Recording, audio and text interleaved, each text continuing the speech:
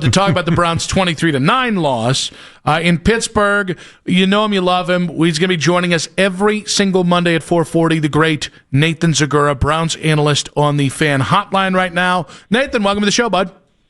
Thank you. Good to be with you guys.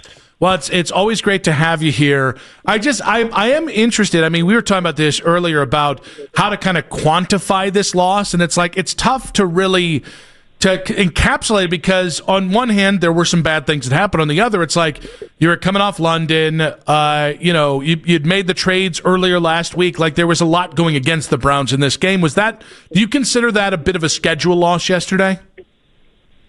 Every time you go out there, you have a chance to go out and win. Was it a tough situation? A Steelers team coming off of a bye, you coming back from London? Yeah, of course it was tough, but the NFL is tough, and division games on the road are tough, and you've got to find a way to do enough good to win games. And the Browns, unfortunately, it's kind of some of the same things, right? It's penalties on offense, it's dropped passes, it's inopportune plays on special teams. Even if I do think that was a tough call on Cam Thomas running in the punter that extended a drive that led to a touchdown at a time when the game was 9-3, very much in the balance in the third quarter.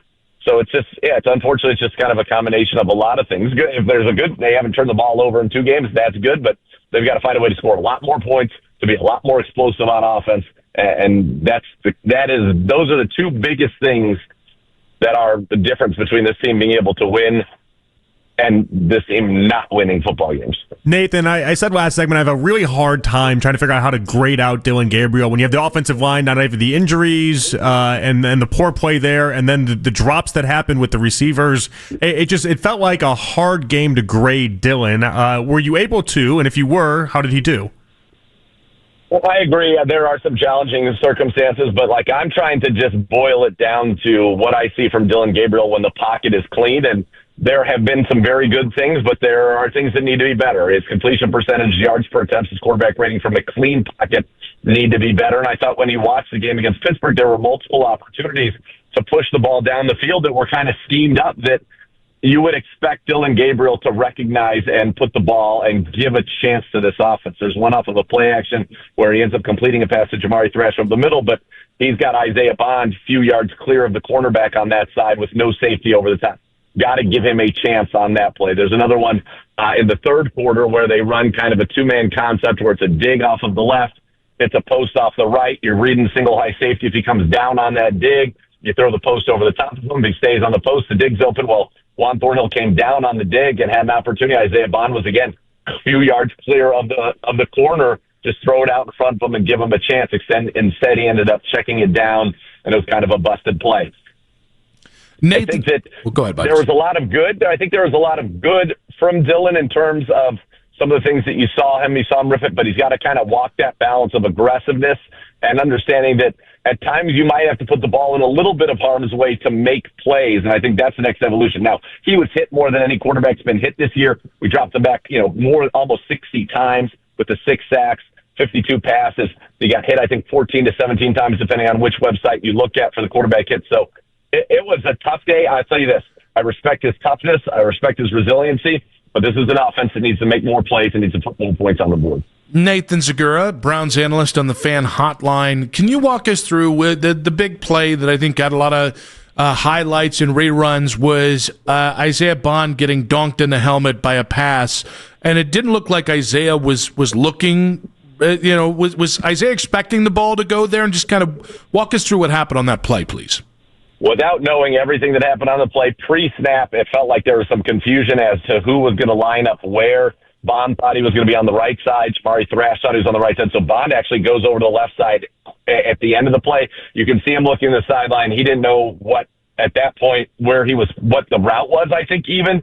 Got the word, and I think he just kind of went in there, and clearly he wasn't looking for the ball. Now, that close to the goal line, you'd like him to be looking for the football because that had a chance to be a touchdown. So I just think that was one that was maybe, you get a guy in here who spent no time with us all off season at all, and he's kind of thrust into a big role. And I think if you watch, Isaiah Bond probably has more yards that just were never thrown to him on tape than maybe any receiver in the NFL right now. But with Cedric Tillman out, he's got to play a lot. And I think it was just one of those, it was maybe miscommunication. Obviously, you wish he had his head around, and that's one obviously that's being played a lot. But it's kind of one of those bang-bang plays, and it just happens.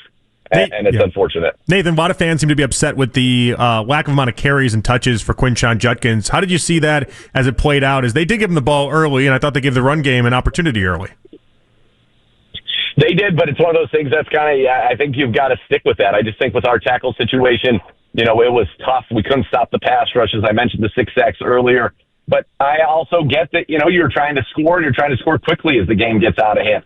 I think if there was one situation that maybe you would look at and say, okay, could we have done this differently in retrospect? It's probably when you get 1st and goal to 3.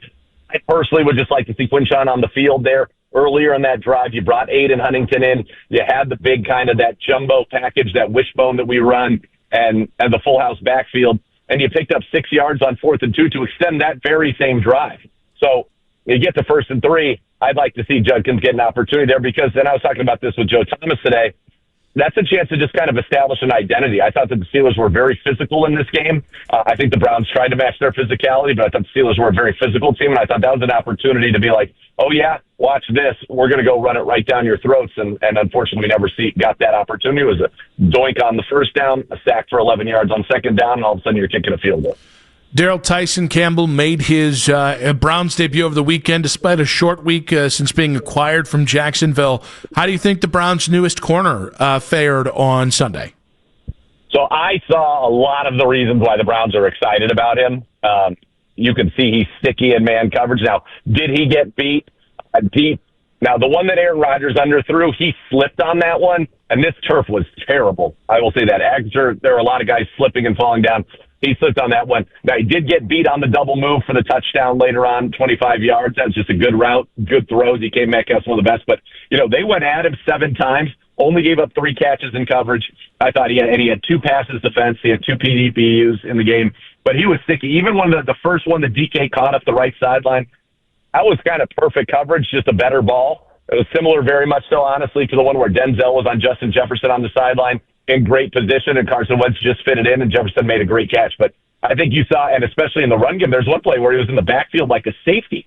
He is physical, long. I think as it goes on, this is going to be very comfortable for him. If there was one knock on him coming out of college, one knock on him a little bit here in the NFL so far, it's finding the ball. And I think you saw a couple plays where had he gotten his head around and found the ball, he might have had interceptions. He's got good ball skills. He's about 45 passes defense for his career, 6 interceptions, but that's kind of the next evolution. But I think you saw a lot of things that make you understand why they brought him in to play this defense and why that was a good move for the Browns.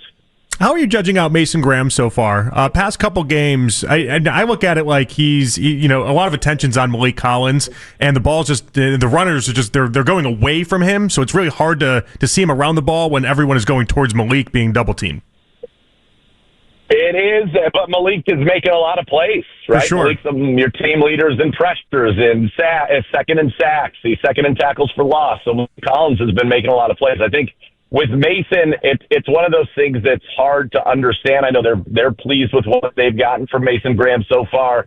It's one of those situations where sometimes, what he doesn't necessarily show up in the stat sheet. But let me say this, when you are the 5th overall pick in the draft, the things you do need to show up in the stat sheet. You're not drafted as a defensive tackle 5th overall to not rush the passer. And so I think for Mason Graham to start kind of delivering a little bit more on the investment that the Browns made in him in this draft, I think that's where we need to see. Jim Schwartz alluded to it early in the season. He went out and got a half sack. Now that's his only half sack. Doesn't have a lot of quarterback pressures, doesn't have a lot of tackles for loss. He had a couple of good rushes yesterday, but Aaron Rodgers got the ball out quickly. But still, I think that that's kind of the next level for me is we need to see Mason Graham being more of an impact player in the pass game, getting into the backfield, getting sacks. And you need that. I think when you're picked 5th overall as a defensive tackle, that's somebody that you envision being a 6, 7, 8+ sack a season guy. And so we need to see that from Mason Graham. Nathan, why'd you just say 6'7"? You know, there are a bunch of parents with kids in their car that just had every kid just shout 6'7". We can't just be saying 6'7". That's why I threw the 8 in there. That's why I kept it going. Does it offset the 6'7"? No, it really doesn't, because my kids just hear 6. I said 6 to 7 the other day, and it just... What's the hand gesture with 6'7"? What's this about? No. It's like you're like juggling, but not... You're juggling invisible balls. It's kind of what it looks like. Yeah. All right, one final one here. I'm not trying to put you on the spot, all right? We're But you will. But I will. Can you confirm or deny you aren't John Cena's final opponent? I can confirm that I am not. That would be a tremendous honor, but for somebody way beyond my capabilities. I will say this, though. I saw a picture of a John Cena lookalike with John Cena. Have you seen this picture? Oh, I saw that too. Yeah, that was so cool. Is that real? I mean, that guy looks exactly like John Cena. It's crazy. I couldn't tell which one was actually John Cena. Yeah, the one, I think John Cena...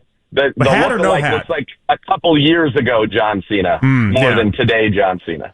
The one that was in a little bit better shape than John Cena? The one who was on the left, yeah. The left was the imposter. Just a little bit better shape. All right, we didn't need to go there. The man's retiring. Nathan, great stuff, buddy. Appreciate you.